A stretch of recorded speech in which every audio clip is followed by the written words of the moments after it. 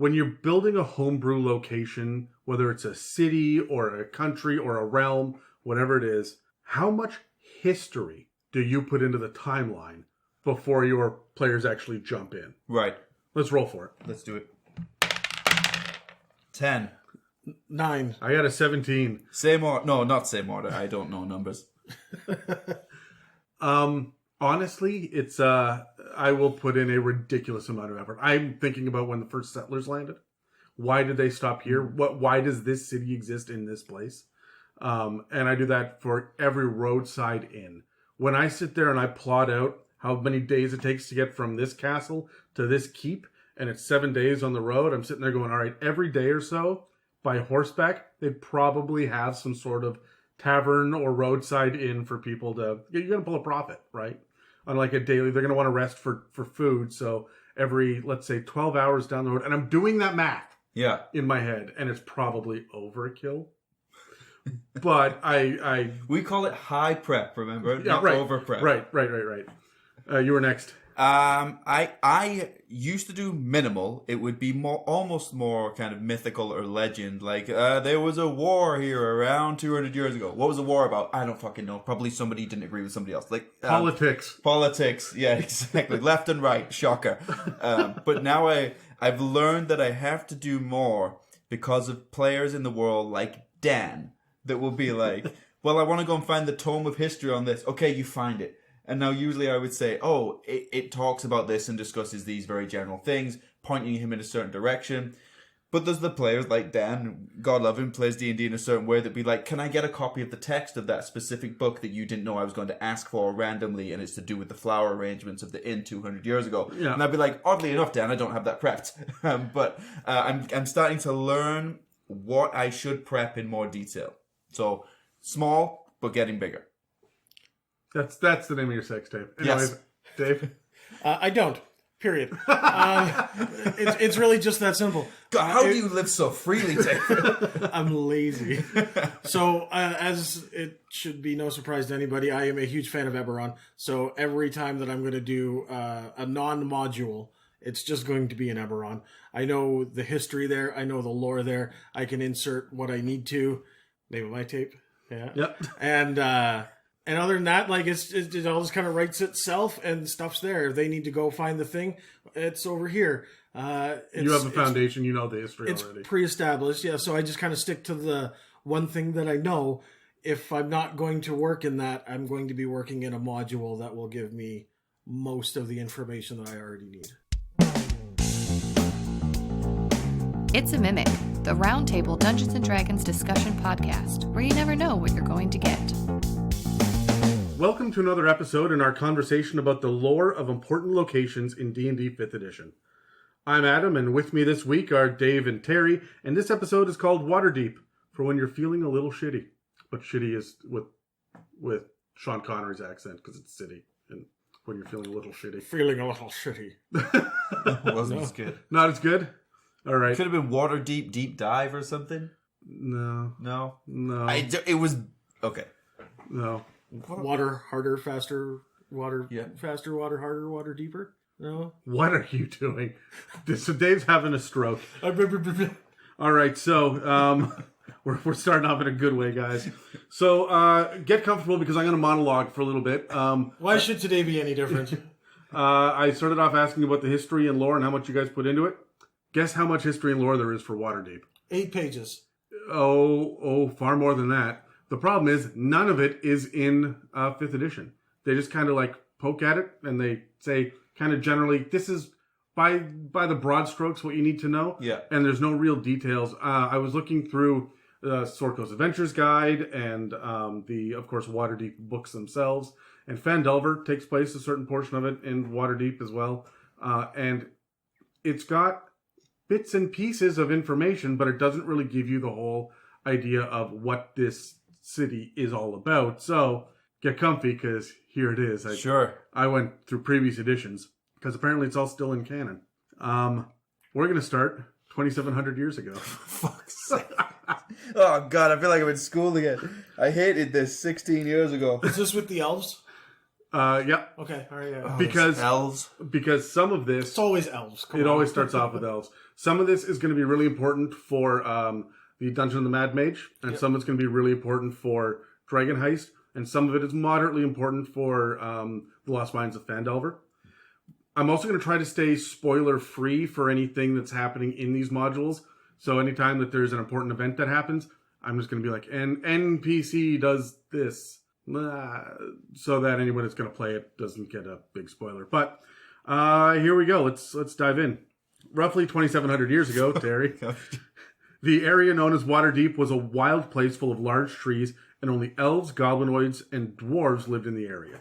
At around this time, the dwarves started mining mithril, which is not the same mithril as Lord of the Rings. It's technically different, you guys. Is there a technical difference, though? The spelling. Okay. Yeah. But they started to mine the mithril from the mountains beside the elven city of, I'm going to guess at this, Aelinthaldaar. God damn it. That one's a mouthful. Yeah. Yeah. Eventually, they ended up digging under the city itself, which made the elves nervous. But they wielded powerful magic to enchant the ground so that the surface would remain intact and not collapse into the mines below. And that's still the way it is now, which is why we have this massive mega dungeon underneath the city. Ah. The magical mines and tunnels would eventually become known as Undermountain. A couple of hundred years later, I'm going to be doing that a lot. A couple hundred years go by, and then this, because I went through 2,700 years of lore. A couple of hundred years later, human barbarians and wild folk moved up from the southern human kingdoms. Aelinthaldaar was abandoned, and the humans started trading with southern merchants. The deforestation in the south was terrible, so huge ships came north to harvest the massive trees that were around the areas, and obviously deep waters were preferred, so the areas that surrounded these natural ports became deforested first. The Netherese, are you guys familiar with these? Have you heard this phrase before? I have heard it, but maybe refresh us. The Netherese is, remember the story of Atlantis in, like, reality? It's a super advanced ancient civilization that just kind of disappeared one day. Yeah. That's the Netherese. The Netherese were humans with dark skin and light hair that were super freaking magical and ran around in flying cities. And then all of a sudden one day, shit happened, the cities crashed, the Netherese disappeared. And there are all of these obelisks all over the place, and they pop up in all of the major modules that take place in the Forgotten Realms. There's an obelisk that's mentioned. Do we know what happened to them? It depends on your source and which edition. Okay. So, like, lore and rumor says, and that's kind of it, right? It's been retconned and changed a few times, so no one really knows. Dan is under the impression that we're going to find out what the deal is with all these obelisks at the end of 5th edition. The final module is going to be like, oh, here's a big storyline beat. So, like Lost? Kinda, yeah. Except there will be some resolution in 5th edition. Oh, there will be, yeah. Unless Evangeline Lilly, which is a shame. We can dream. The Netherese is an advanced civilization of ancient humans. They moved in about 2,200 years ago and clashed with the dwarves underground. So they came in underground and started to fight with the dwarves about territory that was under there. At the same time, the drow came up, and they began to encroach upon the mines within a couple of decades of this as well. So they were coming up from the Underdark. So the dwarves were under attack from 2 different sides underground. The humans above, these wild tribes, had no idea this was going on under their feet. Really? Eventually, the drow carved out a large portion for themselves, but when the weave, which is what all the magic, that's the source of magic in D&D, was disrupted 1,800 years ago, the Netherese Enclave collapsed, all the Netherese cities crashed, the Netherese disappeared, and what remained is now known as Skullport, which is a major thing in Dungeon of the Mad Mage. Truth. Skullport is a subterranean port far below Waterdeep that remains quite active now, but I'll get to all that shit in a minute. About 1,400 years ago, humans began to set up permanent farms in the deforested areas and use the area as a main hub for trade.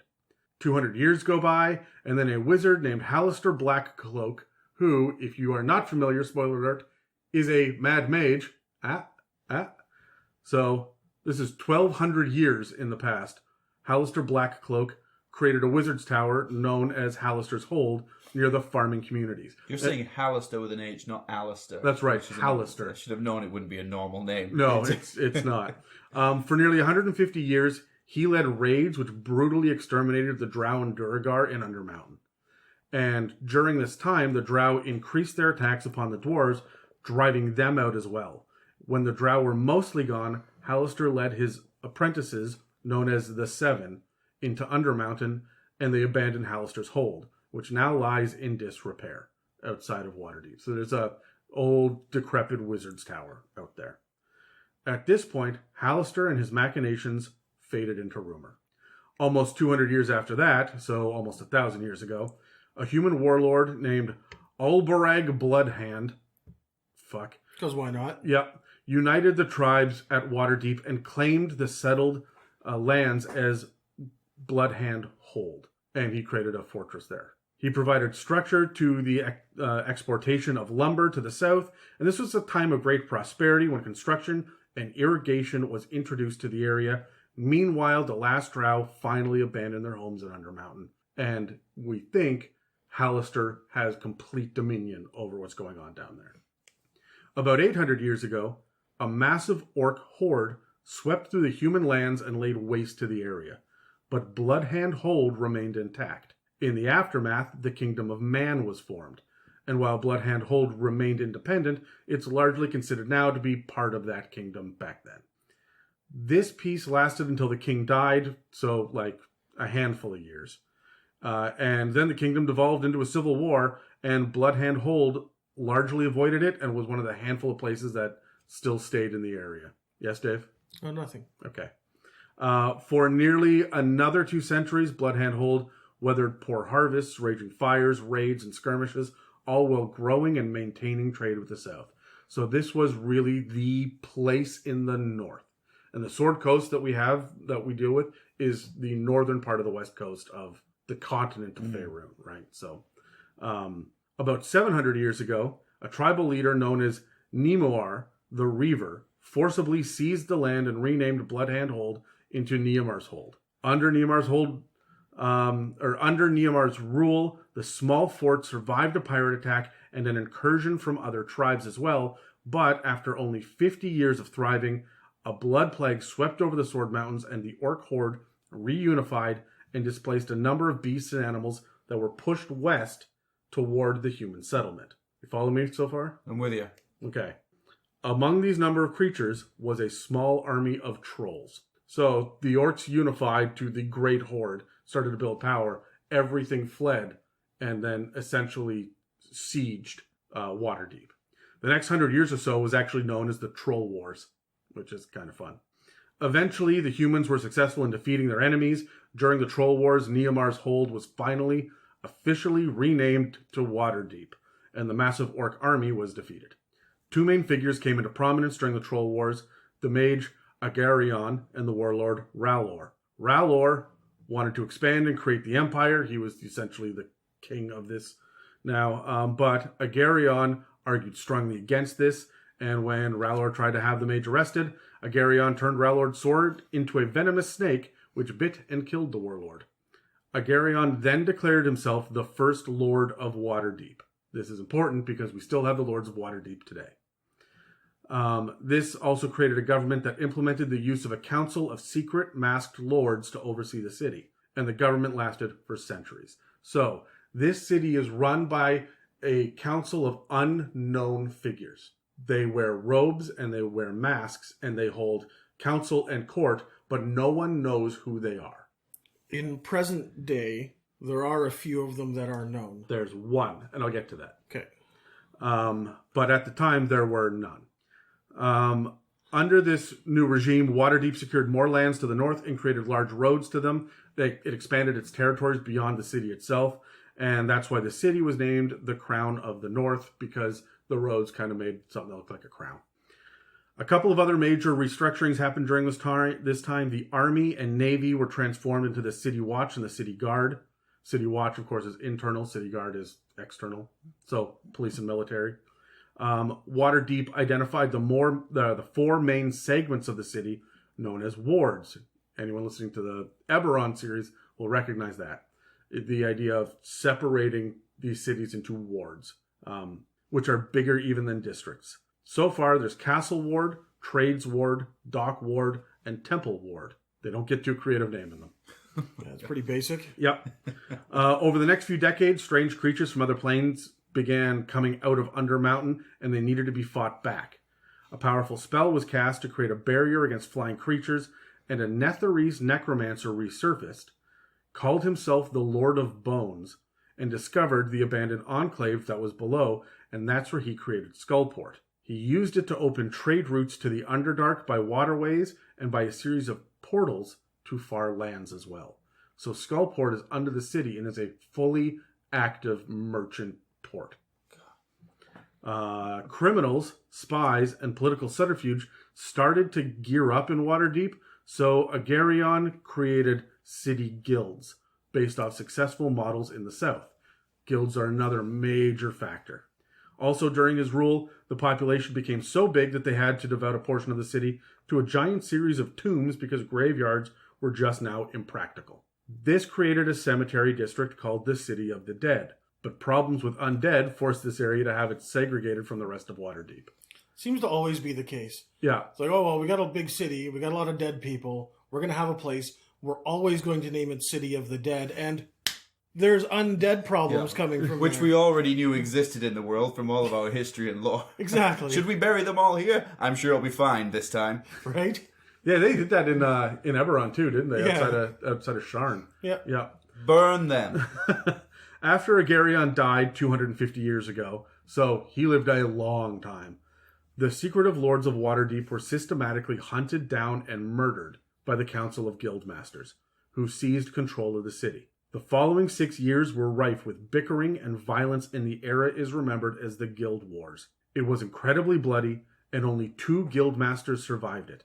They ruled as Lords Magister, but they almost always were at each other's throats and arguing about everything. During this time, the Thieves Guild of Waterdeep was established. Only 2 original Lords of Waterdeep still remained in secret. A blacksmith named Baron and a mage's apprentice named Shillarn. Baron is a guy and Shillarn is a girl. Baron revealed his identity, but Shillarn didn't. And after regaining power by killing the Lord's Magister, Shillarn allowed Baron to assume the role of Open Lord, which is what Dave meant before about one person who's not masked. And he reestablished the Lords of Waterdeep from all the nobility and the community leaders. But nobody knows which ones are these masked lords and which ones aren't. So there's only one person that is now a public face, and everyone else is still masked. Over the next few years, the city stabilized and even expanded to include 2 new wards, which were North Ward and Sea Ward. Baron and Shillarn eventually married and had a daughter who ruled for a brief time after her father passed away from a fever and her mother threw herself into a funeral pyre. I mean, that's what you do, right? Everybody's so dramatic in this game. This is why we don't burn anything. No, we got to bury them instead. That's right. Otherwise, you have weeping war widows. And that was wrong. You're right. I should have suggested that. A funeral becomes a barbecue, and nobody wants that. No, not after last time. The next few decades were full of minor turmoils, but life continued on in Waterdeep. 140 years ago, Mystra, the goddess of magic, died. There was a series of power struggles between some gods, including Shar, Saloon, and Mirkul, and at one point the inn known as the Yawning Portal opened up and spewed fiends and undead into the streets of Waterdeep because the gods were mucking about. Fortunately, Elminster, the famous wizard, and a number of heroes stepped up to save the city. 2 of the heroes, named Midnight and Cyric, actually ascended to godhood. So there's a lot of religious stuff happening in Waterdeep as well. Almost a decade later, Halaster Blackcloak suddenly reappeared and released hordes of unknown monsters into the city. There was massive bloodshed, and Undermountain became a focus of conversation again. 6 years after that, though, Halaster mysteriously died. As a result, earthquakes shook Waterdeep, and many Waterdavians, which is what Waterdeep people are called, Waterdavians had visions of the mage's death. So it was a big deal when he died. About 30 years later, the spell plague ravaged Toril, and 6 walking statues appeared from the ethereal plane and rampaged through the city. These massive statues were eventually stopped, but they're so big and they're immovable, so they just sit dormant and dead in the middle of Waterdeep. and they've just built structures around these 6 statues that are just now still. How big are they? Absolutely fucking huge. They tower over buildings. Well, this gives me an idea for a Yeah. tier 4 level encounter. Yeah, we'll get to it. These days, the Masked Lords still rule over the city, known as the City of Splendors. That's its nickname. And it's kept safe by the City Watch and the City Guard. There are 42 noble families. I ran into that number a couple of times, and other people are like, there's more than 42. There's some argument about it. But there are roughly 42 noble families still running things in Waterdeep.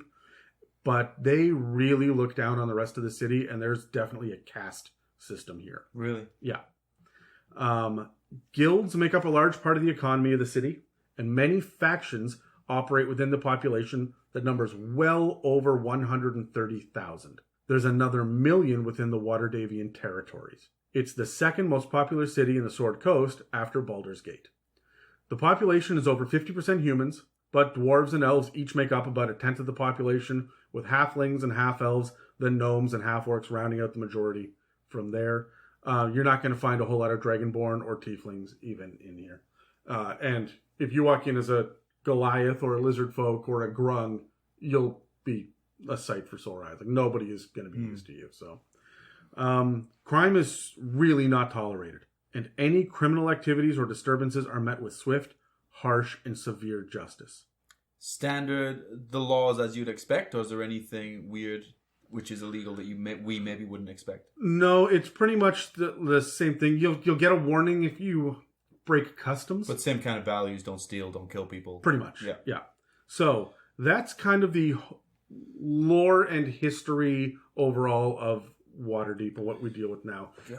It itself is kind of a pre-Victorian feel to it in a lot of ways, although there are definitely ruffles on shirts as well. Like, it looks almost Shakespearean as far as architecture and stuff goes as well, right? Yeah, like I imagine pressed together buildings that are cobblestone, tall and narrow, kind of warped, and ceilings sagging a little bit. Yeah, absolutely. But it is such a large area of land that they've got entire wards that are like countryside over here for us to go riding in. Right. And then they've got poor districts and merchant districts, and like, it's big. They've got 130,000 residents, but it is a port where large ships can dock, and that's what makes it unique, is the fact that you don't have the ships moored out there in the lagoon sending in small rowboats. Yeah. They come right up to the docks because the water is deep. So, yeah, it's shocker, right? They should touch on that more somehow. So, how do you guys feel about exploring this from a DM perspective? Is this a setting that interests you? Let's grab dice. Let's roll. 17. I got a 12. Dave? I got a 6. Yeah. It does interest me, but man, it's intimidating though. It's intimidating because there's so much going on, but I would love to be able to get it right. This is like, for me as a DM, what I dream of achieving is, look how I did this correctly. And everybody goes, oh my goodness, you pulled up off Waterdeep so tremendously, Terry. You are without doubt the greatest DM we've ever had. However, I don't know if I would be able to do that to the level that I want to be able to. The books themselves, the 2 books that you get, are really good at painting a very personal picture of what your players are going to deal with in their adventure. Right. If you go off script and go to other areas and, hey, you know what? I know we're supposed to go into Undermountain today, but I want to go over to the North Ward and I want to go talk to there's stuff to do, but not a lot. And you're making up a lot of it as you go. Right. So with the modules, as always, the closer you stick to the railroad, the easier it's going to be for a DM. That's right. And that's, if the key information is there to help you pull it off, that's great. Because I go through reactionary make shit up phases, and I did that with Strahd, just okay, I guess we're fucking doing this now. Hopefully this ties in with the railroad. But if the and that was like what Kresk, I was doing that. If it's like Waterdeep, I might get it wrong at some point. So yeah, I feel like as a DM, I want to have players that either have never played in it before and don't know I've gotten it wrong. Yeah, exactly. Yeah. Or know it so well that I can say, oh, and of course you can see the coach going by, and they'll just know what that means, and I don't have to know what it means. They right. you look up and you see some figures flying, and like, those are the griffins. And we all know what that means. Yeah, So. You're right. Waterdeep is intimidating. This breakdown that I found is tip of the iceberg for what's available to find online from previous editions. The Forgotten Realms had, you know how every once in a while in 5th edition we get a hardcover book that comes out for Eberron, and that's our Eberron book, and Theros, that's our Theros book, and then hey, we got Baldur's Gate Descendant of Avernus, that's our Baldur's Gate book. Forgotten Realms got 20 plus books in 3.5, right? So there is so much fucking information out there, and people have been systematically putting it up online, and there are a million different wiki articles, and like there's a lot, and it alone is intimidating. I tried to dig through YouTube videos for it as well, and I'm like, wow, this is a 7-minute blurb on the history of... This didn't get into half of what's out there, right? Yeah. Like, it's all either really broad strokes or way too much information, and it's hard to really figure out what's important and what isn't without becoming a fucking historian. I learned shit about city planning in medieval ages while I was looking this up. This is too much for me. Like... It's interesting. I like knowing it. I'm never going to use this shit in D&D. Exactly. I'm just doing it for my own sake at this point. So I like Waterdeep, definitely. I want to go in and visit it once and then move the fuck on. Yeah. Like, I want to acknowledge it in the Forgotten Realms. I don't really want to wade through it unless I'm doing one of the... the modules are laid out so nicely. I would want to either create my own module in there, and I've done the deep dive, and I know my shit, or I'm just going to skip off the surface like a YouTube video. Yeah. Now, Dave, you've got a little bit more experience with Waterdeep DMing it than we do. So I would not use it at all, but I'm currently using it. Yeah. Okay. Explain yourself. I just started like a month ago running Dungeon of the Mad Mage for my old 3.5 people. We switched over to 5th edition, did the Lost Mines of Phandelver, and now we're on to the next 5th level plus adventure, which just happened to be Dungeon of the Mad Mage. It fits. So we've made that. I tied the two of them together, which isn't traditionally how it's supposed to run. But it works out. Right? The levels are the same. I can make the rest of it up. Now, we pretty much just passed through Waterdeep to the Yawning Portal, and that's where the interaction was. So that kind of spared me from having to really get into what Waterdeep is. Although having it be such a major metropolis, I would probably just not do the research that I have done for other cities and just steal that. Just put Sharn in there and call it Waterdeep? Yes, exactly. And I would probably avoid certain things like the sky docks. I probably wouldn't include that. I probably wouldn't include the floating city at the top. Like the signature Sharn pieces? Yeah. This is the city of splendor, not the city of towers, right? Let's keep it a little more relaxed, but it would be very much the same, reskinned with a different name, because that's how I roll, because I don't like doing all that much prep. Yeah. All right. I think I would just do a city that I know in the real world. just till somebody just goes, hang on, is this New West? Are we in New West right now? Yeah. All right. Any final thoughts about DMing it? No? It's intimidating, isn't it? Just don't do it for your first time. This isn't for your first time. Well, I mean, jump in. You do you, right? Yeah. But it's an undertaking. It is. Yeah, okay, you're right. Okay, I'll take that back. You may be so passionate about it that you've done a lot of research and got yourself to a point that you think you're prepped for it. So don't run it unless you absolutely are prepped. No, I disagree, because you look at... Okay, so when I look at a module, one of the first things I look at is the level progression through the module. Right. Something like Dragon Heist is 1 to 5, and that's pretty much... that it takes place in Waterdeep. Yeah, there's a lot of backroom deals and stuff. Like, you're not walking down Main Street a lot, but there is some. Right. Sure, but when I look at it as a module being suitable for a first level character, like a party of a first level character, I also look at that as being relatively suitable for a DM of a first level experience, right? So maybe you're not going to get that whole picture, but it's a good place to start. Maybe don't jump into that 5th level Dungeon of the Mad Mage right then and there, if you're not ready for it, but I feel like there's some correspondence there. It also, because now I'm changing my opinion. That's what I do, people. I flip-flop my opinion based on what other people say.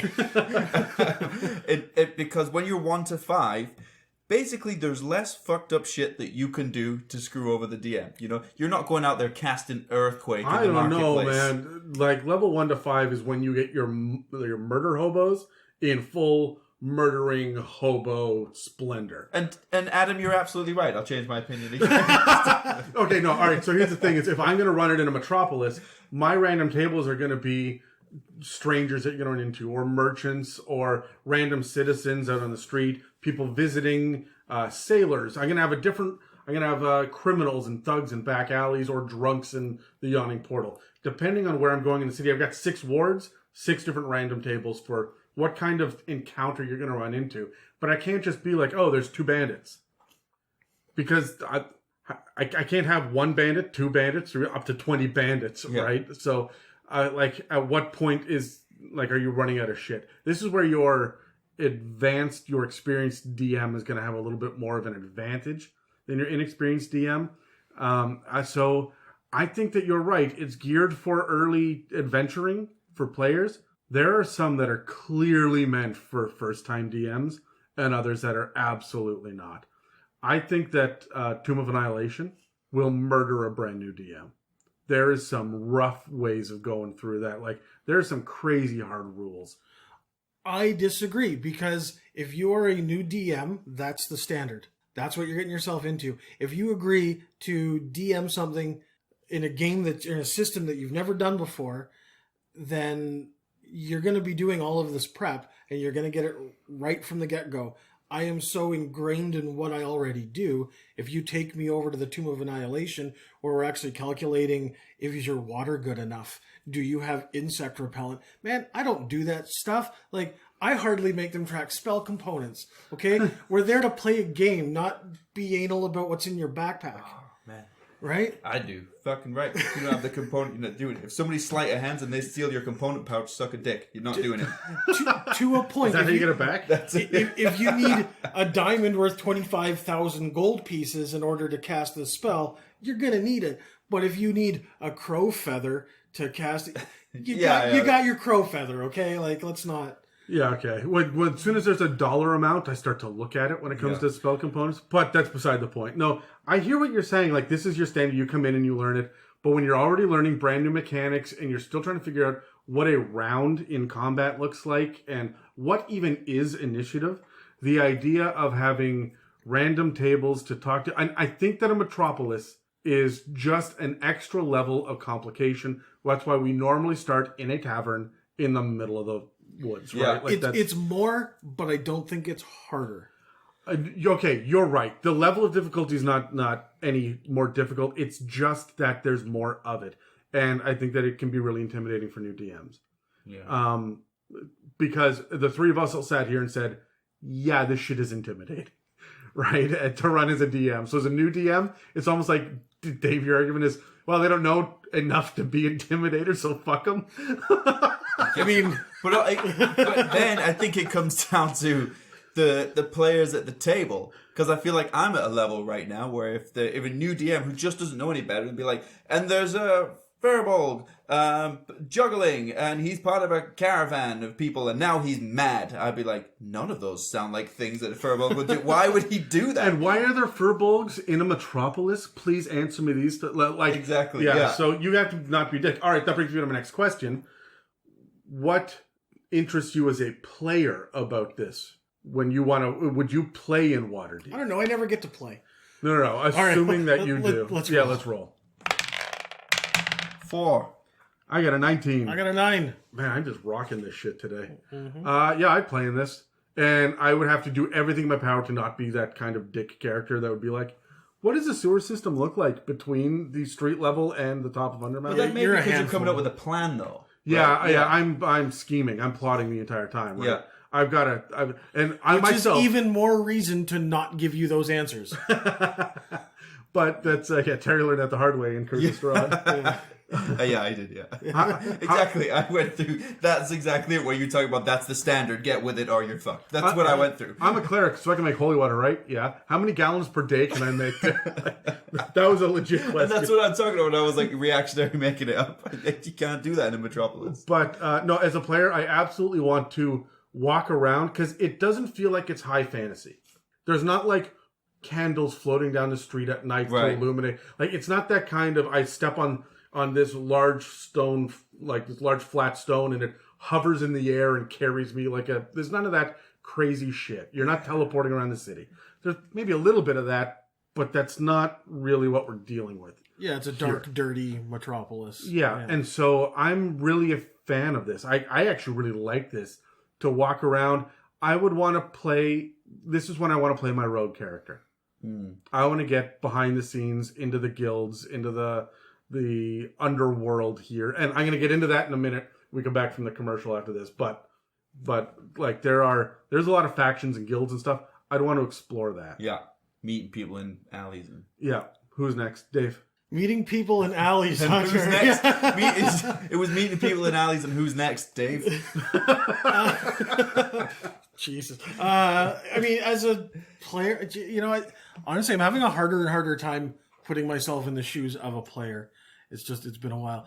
I guess I would like to experience new place settings, like big set pieces of the D&D world. I hear about Waterdeep all the time, but I mean, I never played in it, so I would like to know. Again, with like Baldur's Gate, I've heard a lot about it. There's lots of video games about it. Hell, I've got a board game that's got Baldur's Gate in the title of it, but I've never really explored it. I haven't done the research into Baldur's Gate. I don't know the difference between the feel of Baldur's Gate and the feel of Waterdeep. I think one's got deep water. And one has a big gate for your... Never mind, yeah. But it's like, I only slightly know the difference between Icewind Dale and Neverwinter. Yeah, but like, that's... My interest is surface level. I want to understand it because it's...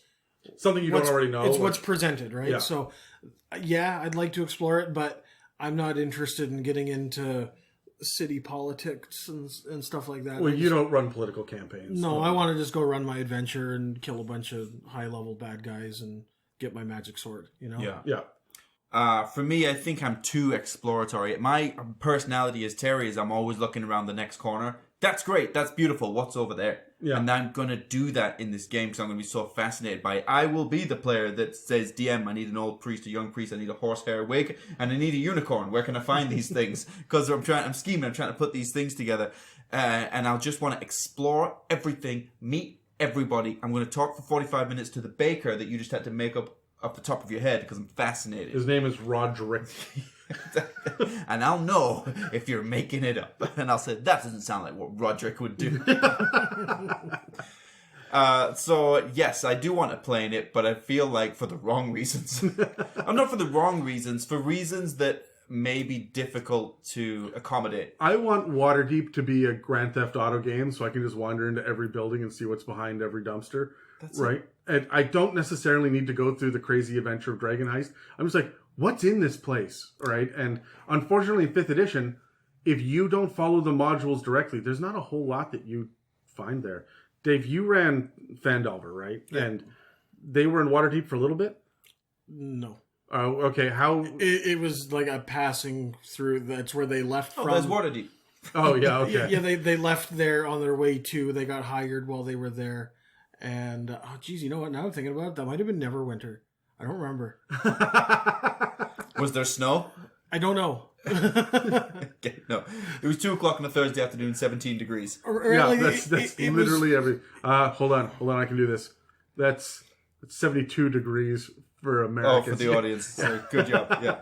But I mean, maybe it could have happened, but okay. It was not memorable. And at the beginning of Dungeon of the Mad Mage, it's not a big set piece, is it? No, I got them to... It depends what you want to do. If you're going from Dragon Heist into Dungeon of the Mad Mage, I'm sure it's drastically different. However, I had my guys meet up with the Harpers, which is an organization in 5th edition. There's a way for them to join up with that organization through the Phandelver module. So one of them had done that, and then right in the plot hooks of Dungeon of the Mad Mage, there's a Harper in the Yawning Portal that's trying to send you on a mission. So there's my connection right there. I just had to push them in the right direction, right? So they just had to go find this guy and move on. Okay. All right, so let's jump out to a commercial really quickly, and then we're going to move into who lives in Waterdeep, what you can expect out of the people there. Hey guys, Dan here. If you remember this time last year, us here at the It's a Mimic podcast were working on and releasing a small Call of Cthulhu campaign. Because hey, it's that spooky time of year, and what's more spooky than the Elder Gods slowly invading our reality, bending our minds to their wills, making us sacrifice to further their dark sirens' calls. Anyways, by popular demand, we're at it again. This time helmed by the podcast's own keeper of arcane secrets, Adam. Starting on October 13th and then every 13th of the month for the next year, the story I started in Radiance, Yukon will continue towards a little southern rural town named Amelia. So make sure you download and listen to the many roads to Amelia. And if you're hungry for more Call of Cthulhu actual play, you can always refresh your lore with the Deep Dark of Radiance in our back catalog. Anyways, back to the show. Okay, so there are 4 noble houses that are listed in the Dragon Heist book. They are, and here's your broad strokes because there's going to be a lot of other ones, but here's kind of your examples. House Amcathra, who focuses on horse breeding and training, cattle ranching, winemaking, and weaponsmithing. Their family motto is, "We trample our troubles." They gave mottos to all of them, and I'm like, that one's terrible. Yep. I like it. House Margister, whose business interests lie in land-based shipping and bulk goods trading. The house also has a quiet history of wizardry that they don't talk about. The family motto is, "Nothing is beyond our grasp." I like that better. House Fyland.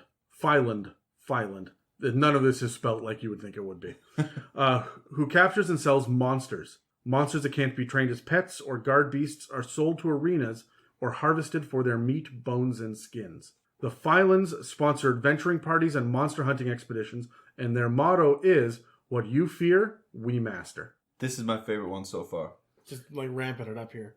And then there's House Rosner, not the lead singer of Nine Inch Nails. House Rosner, who was banished for smuggling, slavery, and other criminal activities, but has recently been welcomed back and is trying to go legit.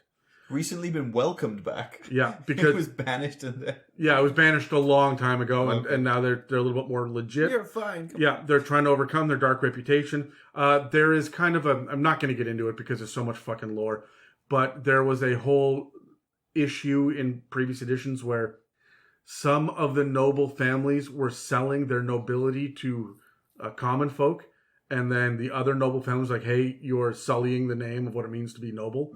And so there's recently been a return back to nobility where they've kicked out all the new nobles, reinstated the nobility of all the old nobles, even if they're poor, and they've welcomed back House Rosner. Oh, I see. They were doing that thing like you can buy a 2-foot square in Scotland and call yourself it, yeah. Yeah. So they're overcoming their dark reputation by focusing on legitimate business ventures, such as winemaking and gem trading, and their family motto is, "We fly high and stoop swift." And stoop swift? Yeah. So that kind of gives me an idea of what the different houses, the noble houses, are like, right? Yeah. The idea that they all have a motto, they all have kind of like the houses in Eberron all have a thing that they do. Like, this is our trade.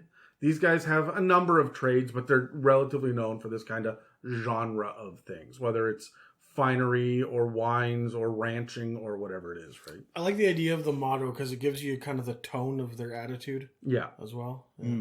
So there's a fucking whack of guilds. There are 44 guilds that are laid out on a very cheap and easy table in Dragon Heist. You get everything from the Council of Farmer Grocers to the Fellowship of Innkeepers, the Fellowship of Carters and Coachmen, the Order of Master Shipwrights, the Fishmongers Fellowship. Yeah. The Guild of Chandlers and Lamplighters. Like, there's a lot of shit. Jesters Guild, Jewelers Guild. There's a Jester's Guild? Right? 5 idiots get together every week. My favorite D&D. one, and I really hope that players latch onto this one, is the Dung Sweepers Guild. What are they? What is like a union? Yeah, that's what I figured. I figured that they walk around the main streets with like a broom. Yeah. I hope it's a Wanda Prestidigitation. Yeah. So they don't have to touch her, right? Yeah. You promised us a 15-minute break every 4 hours, and it's not being seen. Yeah. So there are also factions. Now, they list out 8 factions, And I'm going to go through them all really briefly. But if you join a faction in Dragon Heist, you actually get some opportunity for some boons and rewards. So there are plot hooks and rewards attached to them. There are also rules in the DMG about using renown, and it's suggested in Dragon Heist that you do that for this. You use the renown system to build your standing within the faction. So I'm going to go through them in alphabetical order. There's the Brigand Darth, who are mercenaries. They're drow only and preferably male because females don't listen to male leadership in the drow matriarchy. It's only made up of disgraced and dishonorable members of houses of like drow nobility. So in order for a female drow to join, she has to denounce the matriarchy and prove that she's willing to listen to a male. The leader of the guild... Not going to happen in my house. Not touching that one. No way. The leader of the guild often hides his true appearance with illusion magic and likes to use his carnival ships and parade wagons to distract the populace from illegal activities. His 3 main agents are drow gunslingers. Okay. Yeah. This is before artificers were a thing in this, and they're technically not in Forgotten Realms, so I'm kind of excited to see. Like, it's weird that they did that, and we don't have anything about guns anywhere. Outside of the hippo people. There's hippopotamus people in Mordenkainen. They have spaceships. Don't worry about it. It's bizarre. Oh, God, don't start with that. So you can get 3 different kinds of support from Brigand Darth. So here they are. The adventurers receive small, unmarked black pouches of coins from an anonymous source. Or the adventurers receive an invitation to dine with Zardoz Zord aboard the flagship, who is the captain of the flagship. There's a spoiler alert in there for actual Dragon Heist that I'm not going to get into, but that's a big deal. During which this leader takes the measure of the party and perhaps offers assistance if they impress him. Also, members can buy off or quietly dispose of individuals who threaten the adventurers, usually without asking. So when you get intimidated by a thug, and then you just like pull your swords and turn around and walk away, as you are turning the corner, one of these drow mercenaries just appears behind the thug and just slits his throat and takes him off into, the shadows and shit, right? Like, so this one is kind of sketchy. I'm going to go through all 8. You guys tell me which one your favorite is at the end of this. Sure. Then there's the Emerald Enclave, which are protectors of nature. There's primarily rangers and druids. Terry's already shaking his head like, I don't give a fuck. Now, but it's not just your regular ranger and druid bullshit, because these members of the Emerald Enclave watch over the city of the dead and help keep undead and aberrations out of the city. That's their primary purpose. So they're about the balance of nature, not trees and shit. All right. Enclave members can expect to get one of 3 different ways of support. Enclave members share information they've gathered from magical conversations with animals in the city. So a big spy network is involved there. Or a member of the Enclave provides free food and care for the adventurers' animals at Falconmere, which is a noble villa by an orchard and a meadow. Nice. And one adventurer can receive a supernatural charm, and it says, see the supernatural gifts in Chapter 7 of the DMG. Okay. Then there's Force Grey. This is an elite specialized unit of adventurers who must swear to protect and defend Waterdeep with their lives. You do not just get into this, you've got to fucking earn it. Normally you have to be a member of the City Watch or City Guard before you can even be considered. Oh, it's like the SEALs or something? Kind of. This acts as a last resort to deal with problems that Waterdeep's politicians and armed forces can't handle. Force Grey support comes by either adventurers who are arrested, they just get released under the loose supervision of an NPC. So if you get up to shit, you kind of get bailed out. Also, the adventurers receive a helpful, uncommon, or rare magic item that they're allowed to use for a time until it mysteriously disappears. And also, a respected member of Force Grey helps the adventurers out of a tough situation. So if you're in good standing, an NPC will come to the rescue. For the Harpers, this is the one that Dave mentioned earlier, these are for any smart, non-evil characters, especially bards and wizards. They're altruistic spies who operate behind the scenes to keep evil tyrants out of Waterdeep. If you're a Harper, then you get these benefits. The Harpers make common and uncommon potions and scrolls available to the adventurers at a reduced or deferred cost depending on the circumstances. An NPC feeds useful bits of information to the adventurers, might also offer them temporary shelter. That's really fucking useful when you're running an intrigue campaign and your guys can't figure out the goddamn clues. Me. Dave's just nodding silently. Yeah. Yep. And then last one is, if the adventurers are accosted and overwhelmed, one or more harpers can come to their rescue. A harper rescue team usually consists of a bard or a mage plus 1d4 plus 3 spies or veterans, which is not just something to turn your head at. That's the veterans alone that's worth a consideration there. That's a fucking force. Then there's the Lord's Alliance. This one's a little bit different.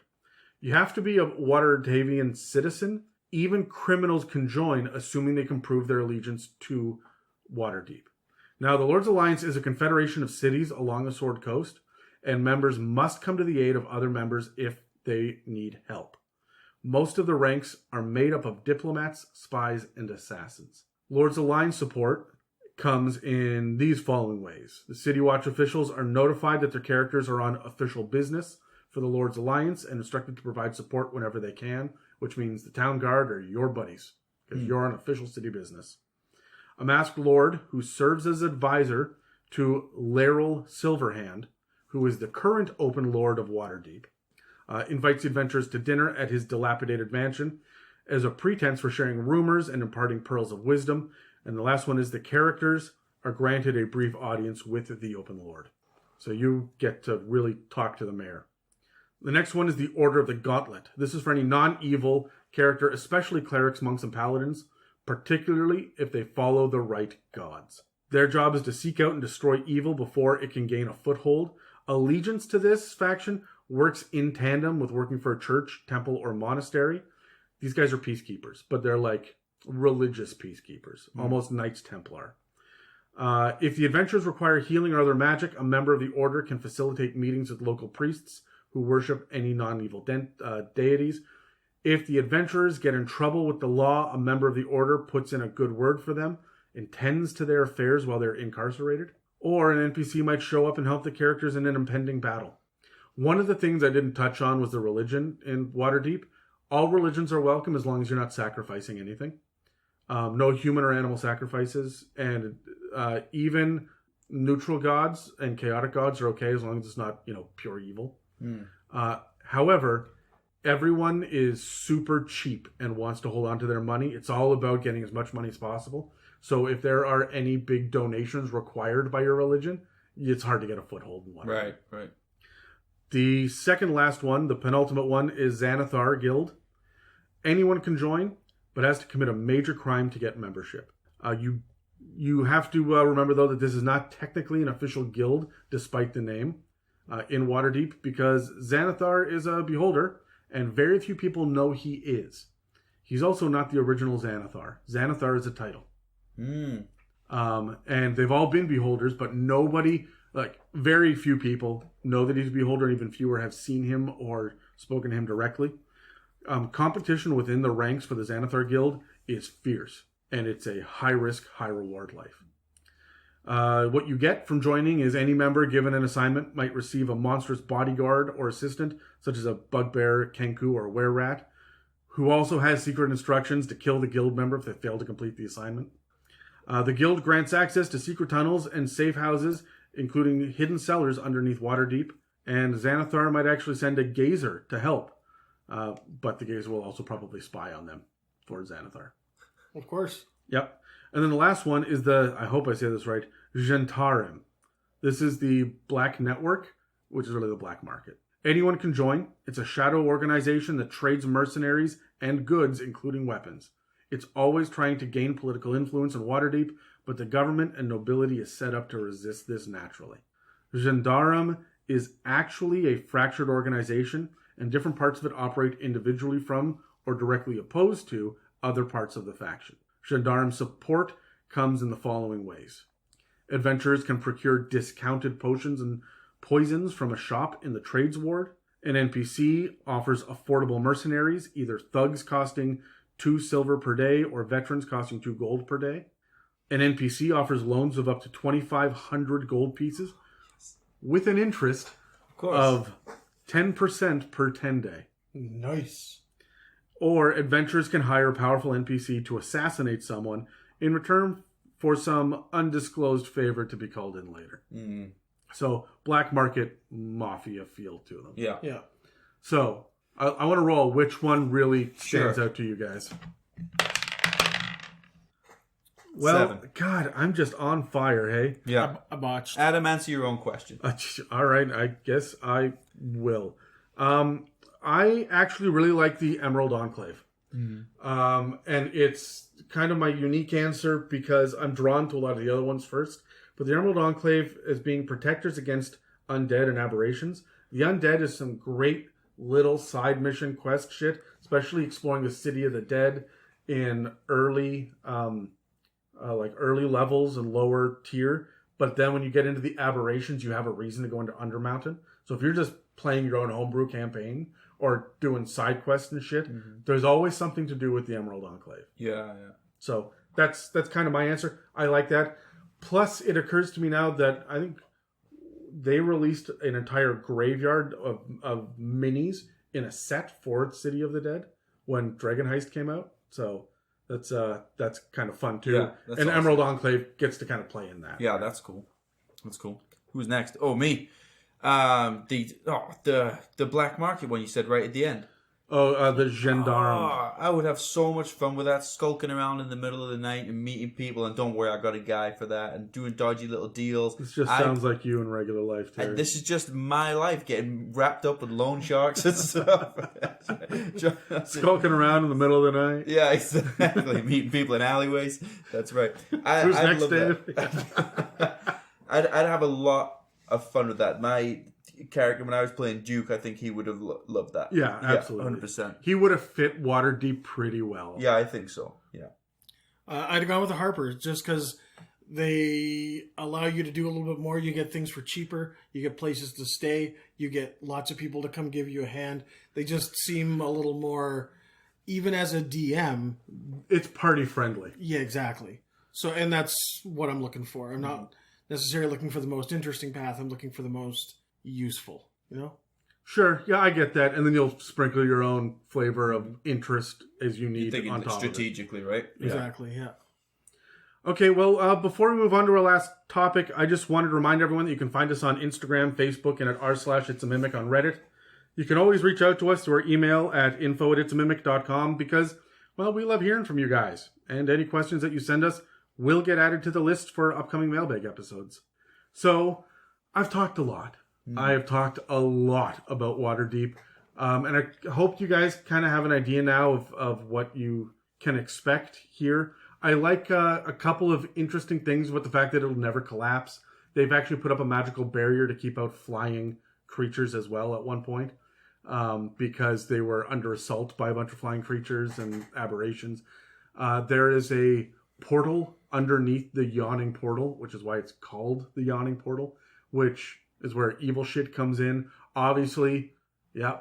No, the Yawning Portal is the Yawning Portal because the giant well in the middle of the bar is the... That's the official reason. Right. But that, the well down is supposed to be the core of Hallister's Hold from way back when. Oh, is it? I didn't even know that. That's what I got out of it, yeah. Okay, because there's also a portal underneath the Yawning Portal, which they opened up underneath the inn to bring all the fiends and undead in. There are so many portals Yeah. underneath it, right? Like there's... Undermountain is just sick with them. Now, what are the limitations when you play in Undermountain, before we get any further? You can't teleport in and out, right? Yeah, there's all sorts of changes to magic. Anything that's going to planar shift or allow you to leave magically is not going to work. That being said, if you want to teleport your physical body to the ethereal plane and cast etherealness on you, and you're still in Undermountain, that's still good. Yeah, you can send your consciousness other places. Yeah, like you can... You can visit the astral plane as long as you are astral projecting.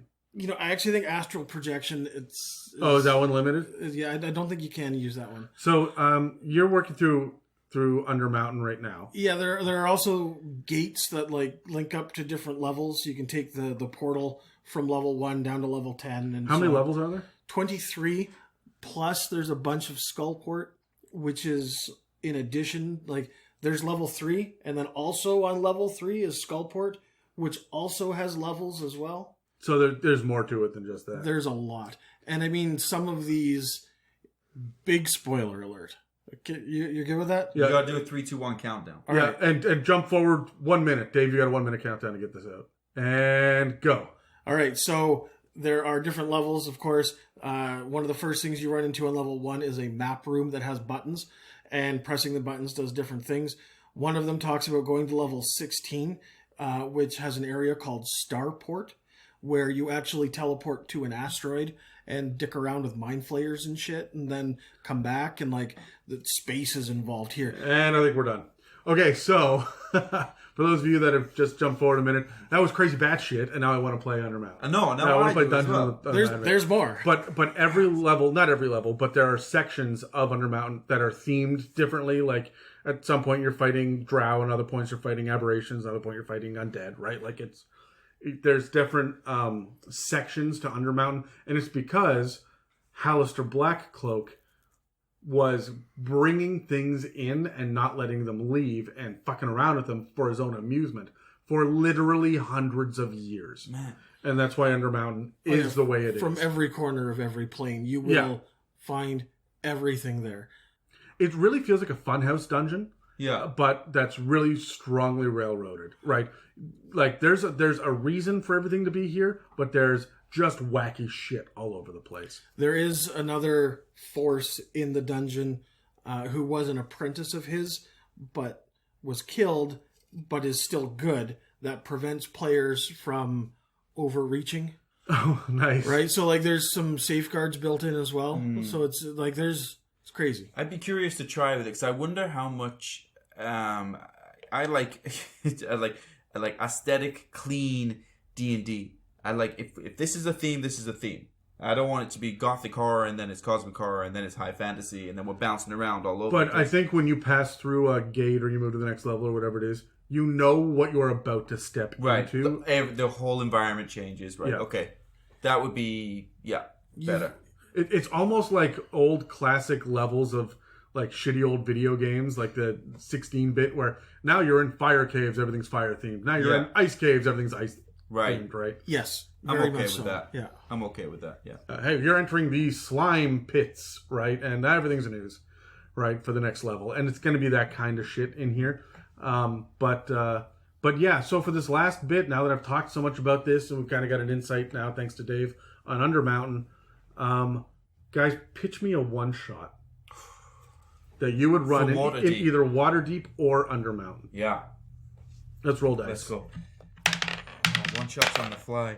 I thought I was going to roll highest, because anytime I'm not sure as I'm rolling, I always roll highest. But I didn't. I have been killing 6. it on dice. I rolled a 19. Adam, answer your own question again. For a one-shot, I want to do something out of Skullport. Right? Skullport and City of the Dead are the two. Like, if I'm going to be in Undermountain at Skullport, it's only the 3rd level down, so it doesn't have to be super high-level characters. But it would really freaking help if it was. But City of the Dead really does feel like you can run an undead issue in there. And because you have the Emerald Enclave already tied to it, it's easy to say a tomb is burst open and the old lords of Waterdeep. So you've got zombies in masks and rotten robes that are walking around. And like, I could get some creepy imagery out of that. Skullport, to me, I feel like I can get into some weird Netherese level shit as well. Which would be fun. Although I may want to run a mini campaign in that, now that I say that out loud. I like the idea of, I would introduce a player to D&D by having them stop the zombie fight that is coming out of one of the tombs in the City of the Dead. Yeah. All right, you're in this great big magical city, and there's elves here and dwarves there and halflings there. You're at the Yawning Portal, and you hear about this. And there's a faction leader or a guild master, someone comes over and says, hey, we need your help. It's your job. Come over here and help us. Go find out what all of this disturbance in the graveyard is. Yeah. That sounds like a great introduction to D&D. Beyond just, so you're walking down the road and 2 bullywugs jump out of this wall. They do. Which is how I introduced Mieka to D&D. Only it was one bullywug. She was level 1 and the bullywug killed her. And that's the game. It's never fun. So, who is next? Me. I'm thinking the warriors. I'm thinking get from one location to the other, but leaning into the factions and the guilds and the gangs, and for whatever reason, everybody wants you. But you have to get either yourselves or this thing from one end to the other. It's going to give you a lot of random tables you can play with. Not every group that we've discussed today might want you to kill you. Some might be there trying to get you to help you. Some people may need a specific thing from you. To arrest you. They've heard the wrong rumors about you. Right, that's it, exactly. And as you're going through these different wards, you're on a bit of a time crunch. You're rolling for a lot of encounters. And the puzzle being along the way, depending on what you're running into. Right? Okay. It's not just going to be you trying to kill everything. All right, so... Uh-oh. He's got that look. Yeah, this is a weird one, okay? And it's totally non-traditional, and I don't really know how I would do it or where I would go with this. But you have a large citywide threat like Tarask level, okay? How about 6 gigantic statues? No. The idea is that your party has to go and take over the 6 giant statues and run them. Okay, so I like Transformers, I like Power Rangers, and I like just going to say this is Power Rangers. So this is Pacific Rim. Yeah. This is Jaegers and Kaiju, okay? So, and then of course they've got these big colossal statues that exist, so they got to go and like take over each one individually, which you could use Warforged Titan stats exist. You could reskin it, sort of, maybe, somehow. I actually think... I'd have to double check this, but I think that they have a stat for one of these living statues. Sure, but like, I feel like there's a way to do this. I'm coming with you on this, Dave, because so I'm picturing the map of the cockpit or whatever you're in, but it's like you're on left arm, you're on right arm, you're on whatever. It's not fucking Voltron, you assholes. We got it. But if this person dies, you got no right arm. No, you got no right arm unless left arm wants to spend their turn doing their movement across to get. I'm all over it. Over it. Again, I'm not sure how this would necessarily work, but this is a good high-tier one-shot idea that you could do. Yeah, okay, look, if you're dicking around on a Friday night with your friends, they're like, hey, yeah, let's throw together something, and be like, give me 5 minutes.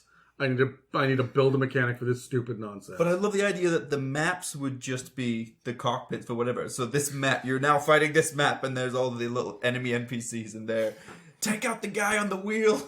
Stomp. I love the idea, too, of dropping a battle map with, like, G.I. Joes and a dinosaur from, like, the dollar store. I love it. Right? Yeah, that's pretty fun. Okay, last question. Pitch me a campaign that you would set in Waterdeep or Undermountain that is not literally Dragon Heist or Dungeon of the Mad Mage. Well, there goes my idea. Yeah. Oh, I rolled a 17. I got I'm an 18. Second. I fucking killed it on this episode with rolls. I did not. No, you sucked a fat one. Terry, what do you got? I might lean into something like The Prince and the Pauper. If anybody remembers that old movie where they look exactly the same for whatever reason, and they swap places. There's a prince and a pauper, and they end up in the opposite side. But it may be for whatever reason your Elven Ranger looks exactly like this person for whatever, I need more than 10 seconds to make it up, reason, and you need to get your party member into that seat of power without anybody realizing it's them, and it's how are you going to do it. Oh, yeah, and you could have, and it'd be easy, too, because you could replace them by, maybe they're one of the Lords of Waterdeep. Yeah. And you get to wear the mask and the cloak. And exactly, and you might have to, you might have to look for, not sponsorship. You show up and it's just fucking eyes wide shut. Yeah. Yikes. But you're looking for, like, you're trying to gather, you're using the factions to gather allies and things and maybe playing them off against each other. And yeah. I can't get the idea of the Lords of Waterdeep just being like the most ridiculous, silly bullshit in the world. Everybody goes in and sits down and it's going to be big and serious, and all you hear is, everybody change places! And it's fucking happy, a very merry on birthday. And like, oh, fuck, now I'm just mad. Who's next after me? Dave? No, you. No, that'd be me. Dave can't roll. Dave's not allowed to play. No. He had the opposite problem with freaking Call of Cthulhu. So the point is to roll low. Yeah, I guess you're consistent. Yeah. I think that I would really want to overthrow the Lords Alliance. Or not the Lords Alliance, the Lords of Waterdeep. I would come in as a faction, probably one of the underground criminal factions, spin this great big tale about corrupt politicians, because every D&D party is going to buy into that shit. there are a whole bunch of unknown masked people that you've got to hunt down and track them. And this is like a intrigue spy level campaign where you're systematically assassinating people. And then it turns out in the end that you're working for Xanathar or one of the Black Network operatives or Disney. whatnot. So or Disney. But no, you know what? Now that I say that, I think that what I would do is I would have the whole thing. Remember, I told you about how the Lords of Waterdeep got utterly fucking murdered by the guild masters. Yeah. I would run that. I just wouldn't tell the players that. I would set it however many 100 years in the that's past. smart. That's smart. That's really smart. Just go into lore and just play out the lore. Yeah, and then have these guys just be the powerful assassins. And that only leave 2 unknown members. Like, we heard rumors that there's 19, but there were really only 17. The other 2 were just rumors. They were dead ends and whatnot. Mm-hmm. And then you can give them a fucking Wikipedia article to say, here's what happened afterwards, right? Once they've completed it. So they get the guild masters into power. It doesn't go well, but they complete their objectives. They get rich, they get powerful, and then they fuck off on ships down south, on the rich trading ships. And that's the dream, really, isn't it? Yeah. Well, I mean, very south from Canada. I'm not stopping too close to... No. Anyways, Dave? I would probably incorporate Skullport into it in the Xanathar Guild because I feel like there's a lot there to unpack. I also, another little spoiler for Dungeons and the Mad Mage is Volo shows up at the beginning, or can anyways. So I like the idea of introducing these characters, that there are actual physical books that are written by them. So, and then maybe trying to figure out how that information got into these books. You know, like try to blend. I like the idea of fiction with reality. Oh shit! Yeah, you know what I would do for freaking Volo is I would say, hey, you know what? I'm writing a book. You're going into Undermountain anyway, where there's just this fucking menagerie of bullshit down there. Tell me about every monster that you fight, so I can publish my book. And then I would write in the front of their book with help from, and then their character name, right? Yeah. You could have a lot of fun with that. One of my characters in the Dungeon of the Mad Mage we're doing is a Glamour Bard, which shows up in Xanathar's book. Right? Sure. That's where the subclass comes from. So I'm trying to figure out how I'm trying to work that in. Is he going to be the inspiration for Xanathar to write about Glamour Bards? Exactly. So, and I would, I mean, that's just flavor for what I'm doing, but you could base a campaign on this. And I mean, if you could find the right prices on Amazon too, you could have some sort of inscription signed from Volo. And then if you've got 3 players or 4 players at your table at the end of the campaign, at the end of whatever you're doing, I would hand out, here's your copy of Volo's with an actual inscription from Volo on the inside. You know, dedicated to the player, so everybody gets their own personal copy. That's awesome. I think that's a lot of fun. I would maybe play with the character of Volo as maybe having him just exaggerate certain details, so when you come back and report things about, and this monster had like a dull red glow, had brilliant red flames coming from his face. No, they weren't brilliant. I'm going to say brilliant because for marketing reasons it sells better. It sells better. Yeah. I like the idea of he was a small goblin who was walking away from us.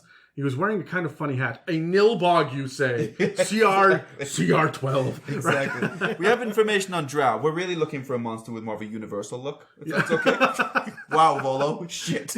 But I think that's something that's right in front of you. You got Mordenkainen's, you've got Volo's, you've got Xanathar's. Tasha's is coming out. Like, it's right there for you to work with. Yeah. You know? Do it. So... I think that's a fantastic idea. I'm stoked about that. I mean, spoiler alert, Mordenkainen shows up in one of them in one of the modules as well. I'm assuming Tasha will at some point. I mean, obviously Xanathar does in Dragon Heist, and Volo does in Mad Mage. So I gotta learn about Tasha. She hot? She sounds like she would be. You'll like her. She's a hot goth chick. Perfect. She's literally a witch. But she's got an ugly laugh. Perfect. Really? Well, it's kind of hideous. That's it for this episode of the It's a Mimic podcast. If you'd like to support us, you can head to www.itsamimic.com and hit our fancy donate button there, or just tell your friends and the rest of your D&D party about the podcast. We're available on iTunes, Spotify, and YouTube, as well as most podcast apps. And don't forget to come back next week when Dave and Terry will be running away because we're covering gnomes. Yay. Gnome, thank you. We got Dan and a special guest star in. I'm super stoked about it. So The Dan's in? no. Thank you for listening to another It's a Mimic production. Inquiries, shoutouts, requests, and mailbag questions can be sent to info@itsamimic.com. In your opinion, what's the biggest challenge for DM to run D&D in a metropolis setting? Dice? Sure. 7. I got a 12. I got a 9. How come every time someone asks a question, they just answer their own question? That's because we have a flawed system. Yeah, in our the podcast. dice are out to get us. So I don't know. I'm going to say that just the sheer amount of coming up with freaking names and jobs and your players are going to hit a metropolis and be like, hey, where's the nearest belt store? They're not looking for the leatherer anymore. They're looking for where can we get velvet for the inside of our wagon? Yeah. And as a DM, I just like, Jesus fuck. Or a specialist store for whatever stupid plan they've come up with. Yeah. Yeah. I would like a quadruple-headed axe, please. Fuck. Yeah, Okay. exactly. All right. Well, that's when you just say, well, it's going to be over here, but it's going to be more money than you have, and it's going to take them a month and a half to make it. I often rely on time constraints to rein that shit in, but you do get those damn questions where that's not necessarily going to work. Hey, let's go find a wig. There's a wig store, right? Sure. Yeah. Yeah. Sure. Where are we going with this nonsense today? Yeah, exactly. Right? So, anyway, that's me. Who's next? I find the biggest problem is that I rely on maps far too much. I don't do a lot of theater of the mind. So when I'm trying to paint this big cityscape, I have a hard time placing things in it. And I feel like it doesn't give them a good picture of where everything is. Because you're like doing it on the fly. Just being, this one's down here. Yeah, this one's over here, and this one's here, and then it takes you 2 hours to get over to here, and like just have a shopping district and like a butcher district, and Yeah. Yeah, I mean that's the easy way to go, but I mean I often just make myself suffer through poor choices. and also when you're DMing. Yeah. Yeah. Terry. I think overall for me, it's just project management with NPCs. Again, because at any one time they may need any NPC. You know what players are like? They'll be like, I'm going to grab somebody on the street real quick and talk to them about where I might find this. But for me... Where's the nearest Goliath? Yeah. Fuck. But yeah, that's it. Exactly. But I take such pride in the character of the NPCs because I like the role-playing pillar so much that I panic if I don't think I'm going to be able to produce a credible or a believable NPC. I'm like, but I don't know anything about this person. His name is Twilliam Twallis. Like, I don't know what to do. Like, I can't come up with it on the fly. I need to prep it. Thank you for listening to an It's a Mimic production. Okay, you're done. Get it.